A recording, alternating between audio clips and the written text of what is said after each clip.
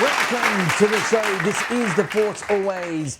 My name is Diz, aka David Zammit. Let's get on with the show with the news, the views, the reviews, and interviews.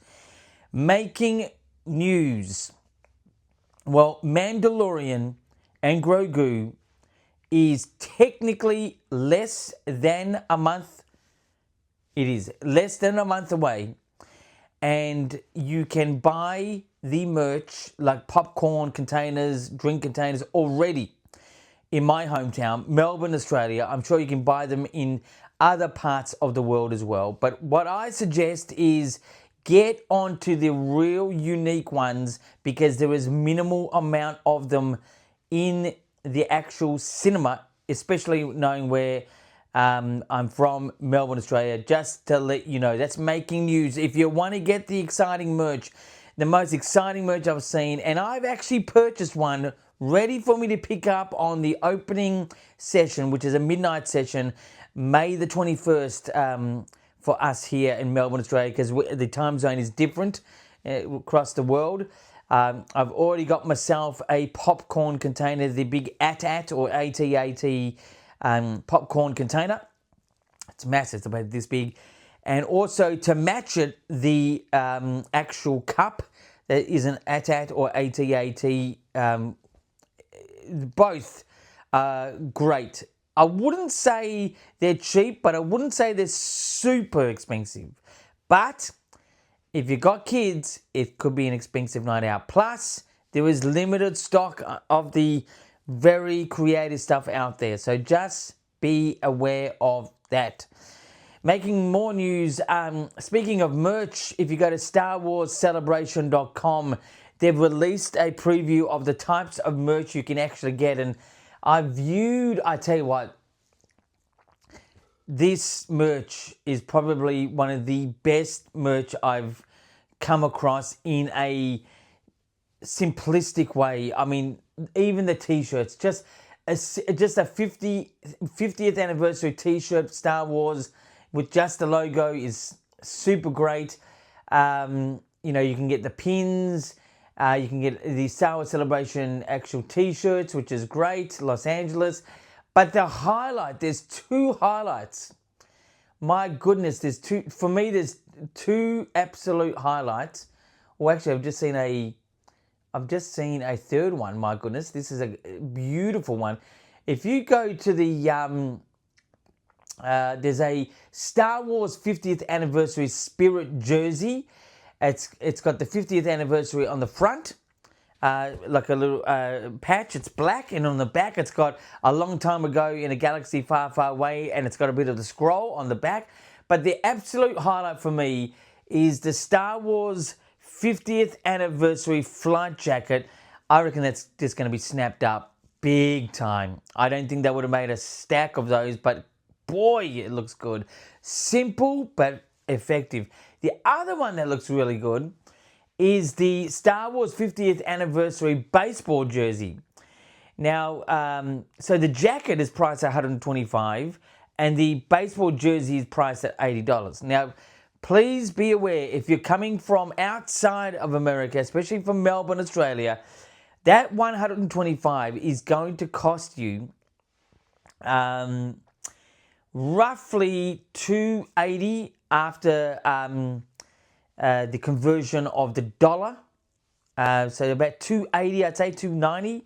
And also the Star Wars 50th anniversary baseball jersey. It's $80. So that's going to be about $140, $150 Australian. Just to let you know if you're going to pre-order that one. But I'm sure you'll find those possibly in the shop. But have a check it out.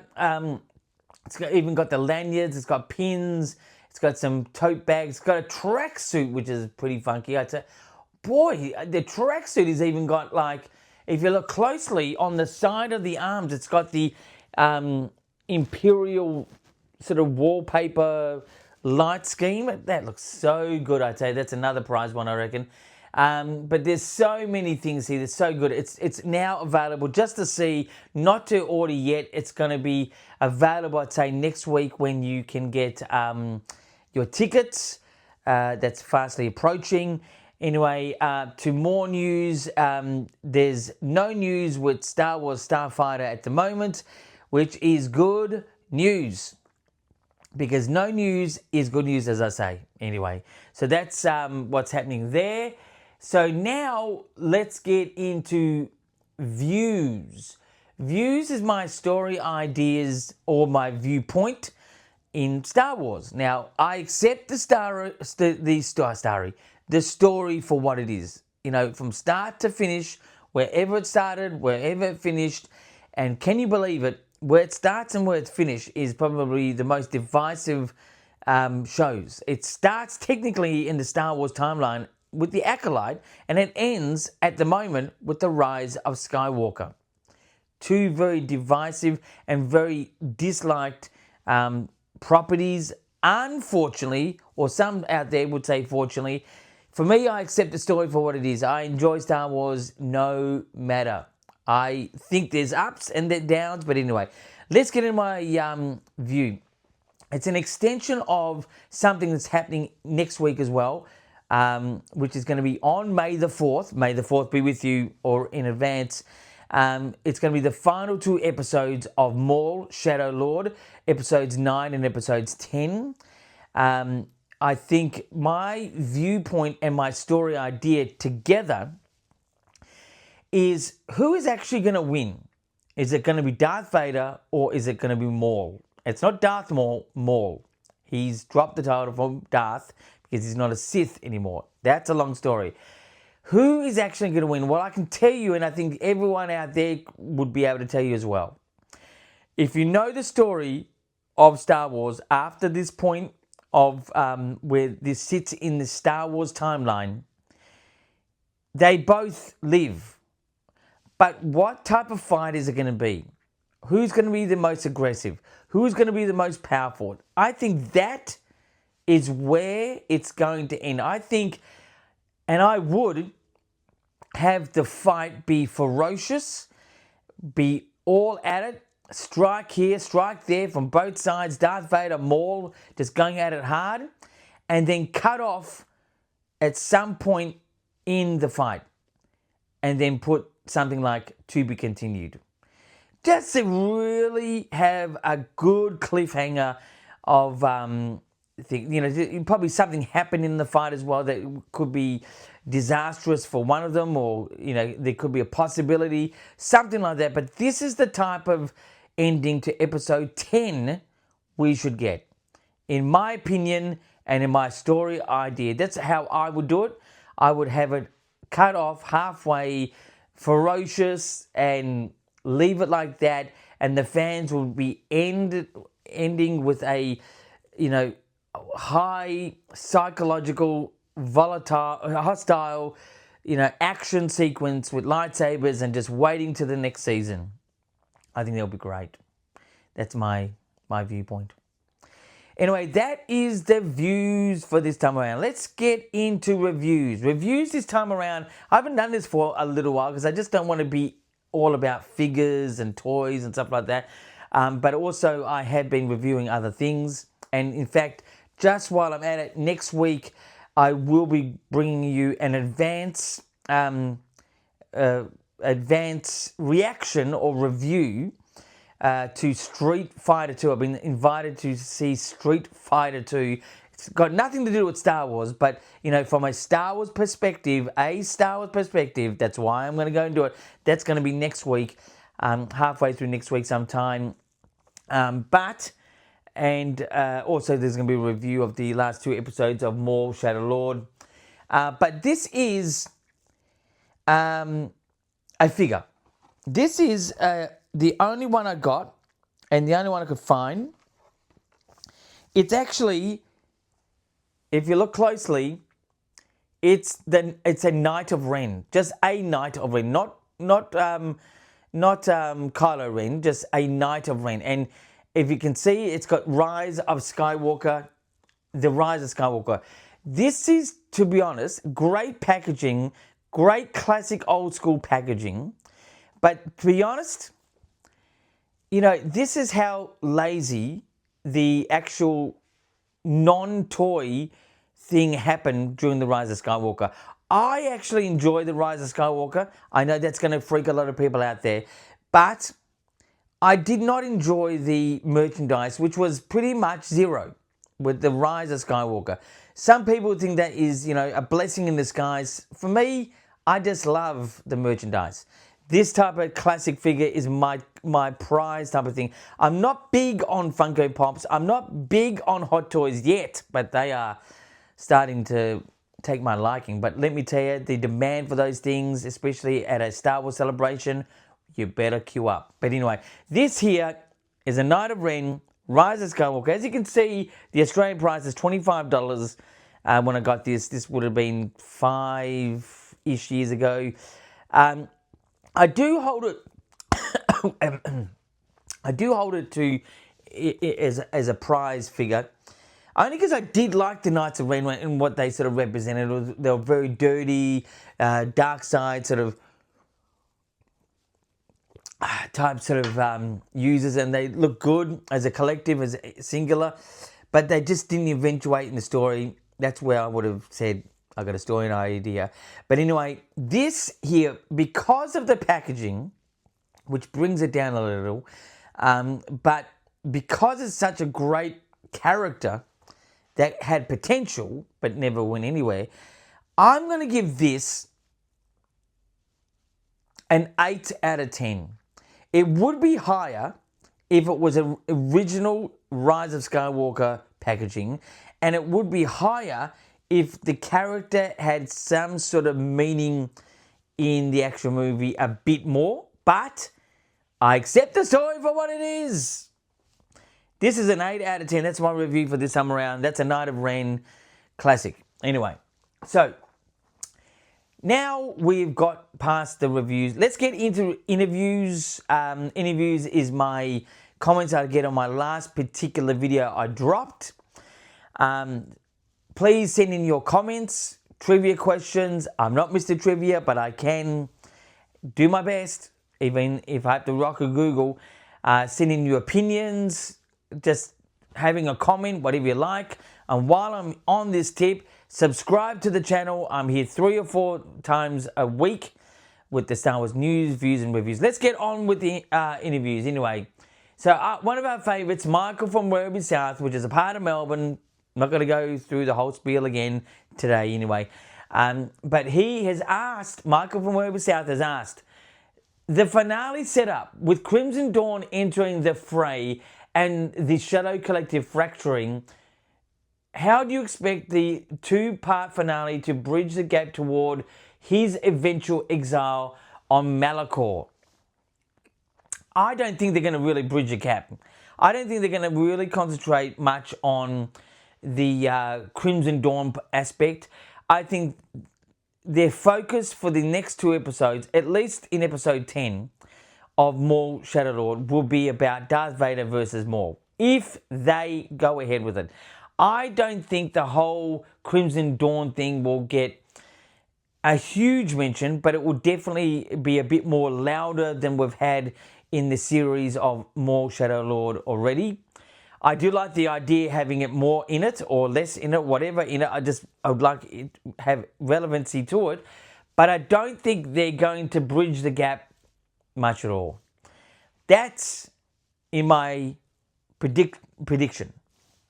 Anyway, the next question from Michael from Werribee South. Can you believe it?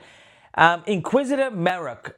Does the tease of the Inquisitors reporting to a higher power suggest cameo from Darth Vader or Sidious in the final episodes?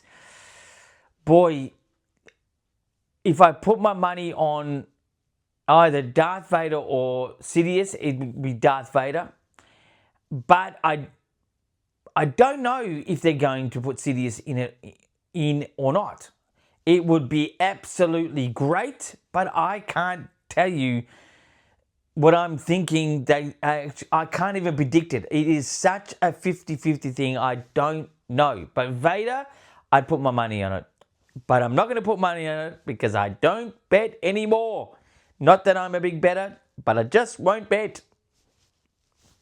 Anyway, The next question, how do you feel about the show's decision to humanize Maul through the childhood visions compared to his more villainous portrayal in the Clone Wars? Well, I like it. It's a psychological aspect. You know, he did come from it. It's real. It's not made up.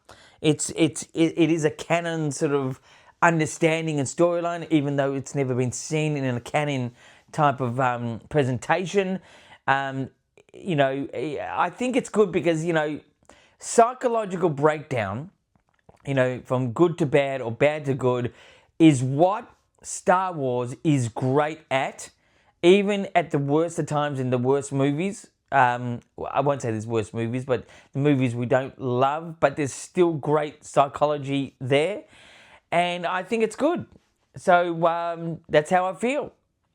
Anyway, the next question, psychological depth. Episode 8, The Creeping Fear, is being hailed as one of the best in this series for its surreal psychedelic portrayal of Maul's trauma. His visions of protecting his younger self from Sidious suggests a flicker of selflessness and that fans find tragic and humanizing. I think that's more of a comment from what I can tell. Yeah, so I get what Michael's saying. It is. I wouldn't say it's the best in the series. I thought it was, you know, it sort of was, to me, good, just not great. But it was, you know, it's a good comment from Michael. The next question, The Humbled Warrior. Fans have noted a significant power scaling shift as Maul struggles in a 1v2 fight against Marek and the new 11th brother. Some viewers believe he would have dominated if not for his malfunctioning cybernetic knee, while others enjoy seeing him legitimately challenged by Inquisitors. I think personally, even without the cybernetic knee, you know, if it was fully functional, it's 2 against 1. It's 2 powerful versus 1 powerful. I think, you know, it's going to be pretty dominating with 2 versus 1. You know, they are all pretty intense with their force abilities. Maybe Maul is the strongest, but still, 2 against 1 is a lot. So I don't think the cybernetic knee is a big distraction for Maul, but it definitely is hindering him. That's what I think. Anyway, the next and final question for Michael from Where We South. The Devon dynamic. Maul's attempt to recruit the young Padawan, Devon, continues to spark debate. Some see it as a purely manipulative and others interpret it as his line, "I won't let him do this to anyone ever again," as a genuine desire to stop Sidious from creating another monster like himself. Well, that's, I think, another comment from Michael, and I sort of, I get it. You know, there is an interesting point to what Michael was saying here. But look, I actually enjoy personally to get something out of this comment. I actually am preferring that Maul didn't completely recruit Devon as an apprentice, because it's a bit obvious, and he's not so. He's dark side, but not like Sith dark side. So I think it's just, you know, the characters are being let to be of who they are, and that's it. I think personally, it's it's good that Devon is being Devon and Maul is being Maul, and they're still their own entities, and that's what I think, and it's great. And it's great to see Michael giving some opinion. I don't know where he gets his opinions from, but he gets them from somewhere. Anyway, that's the show for this time around. Subscribe to The Force Always. I'm here 3 or 4 times a week with the news, the views, the reviews, and interviews. And until next time, my friends, keep rocking. Like the new do. Look, short back and side, that's what they call it.